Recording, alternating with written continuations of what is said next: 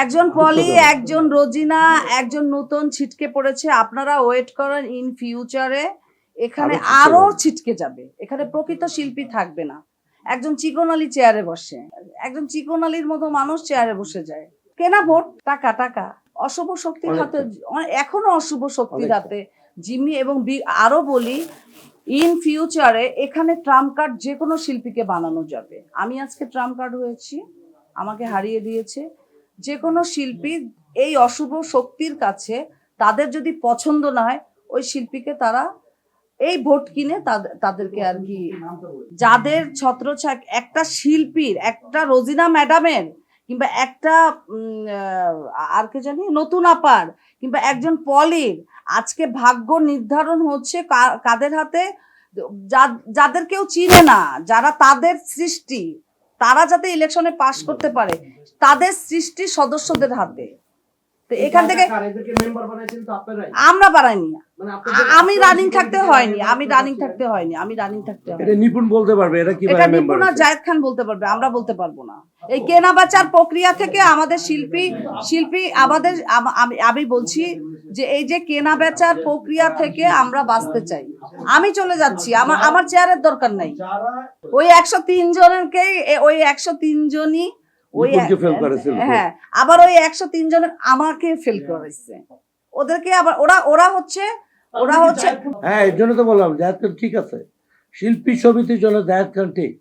জায়েদ খান ওদেরকে বাতিল করছিল, আমি তো বললাম ওই জায়েদ খানের কাছে তো এর জন্য ক্ষমা চাইলাম। শুনেন, নিপুণ আক্তার যদি এখন ধরেন আমি বলি, আমাকে আজকে ও টাকার বিনিময়ে 3000, 5000, 12000, হ্যাঁ, এই টাকার বিনিময়ে আমাকে হারাইছে।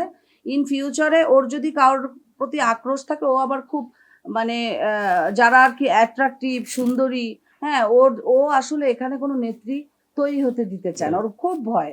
কারণ ওই যে একটা, ওই যে শিল্পী সমিতিতে একটা নেম প্লেট আছে, ওইখানে একজন নেত্রীরই নাম থাকবে, নিপুণ আক্তার। ওখানে সেকেন্ড কোনো মহিলা নেত্রীর নাম সে উঠতে দিবে না। যখনই সে মনে করবে তার কম্পিটিটর এই ইন্ডাস্ট্রিতে আর একজন তৈরি হচ্ছে, তাকেই সে সহায় দিবে। আজকে আমি বলির পাঠা, কালকে তৈরি থাকেন আর একজন প্রকৃত শিল্পী বলির পাঠা।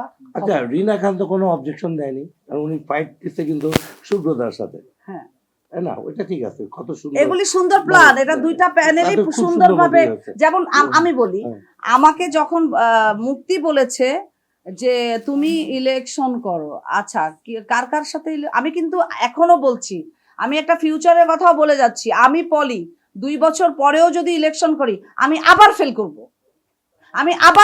আবার আমি জুয়া খেলা, এই যে জুয়া খেলা হয় আমাকে নিয়ে, টাকার ছিটাছিটি হয়, এটা আবার হবে। দেখেন, সুব্রত তো একটা শক্ত ক্যান্ডিডেট, সেটার এগেনস্টে মুক্তি আপা কিন্তু আমাকে দাঁড়াইতে বসে। আমি কিন্তু সুব্রত এগেনস্টে দাঁড়াই, কিন্তু আমার একটু ওটা কিন্তু আমার জন্য খুব চ্যালেঞ্জিং হবে। হ্যাঁ, ওইখানে দাঁড়াতে পারি যাতে আমি ফেল করি। সো আমি যখনই দাঁড়াবো আমি ফেল করব। এই কারণে ফেল করব কারণ আমার পিছনে ইনভেস্টর চলে আসবে আমাকে ফেল করানোর জন্য।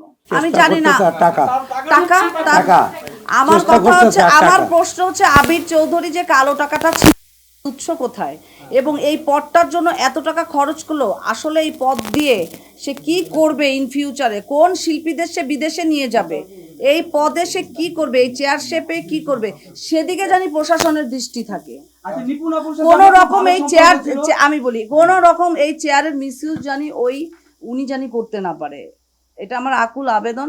এবং আমি 17 আসনের বাসিন্দা, আমি একজন এখানে আমি বসবাস করি, এবং আমারও কথা যে আমাকে এই যে কালো টাকা যারা ছিটিয়ে ইলেকশনে পাশ করলো, আমিও এটার বিচার চাই।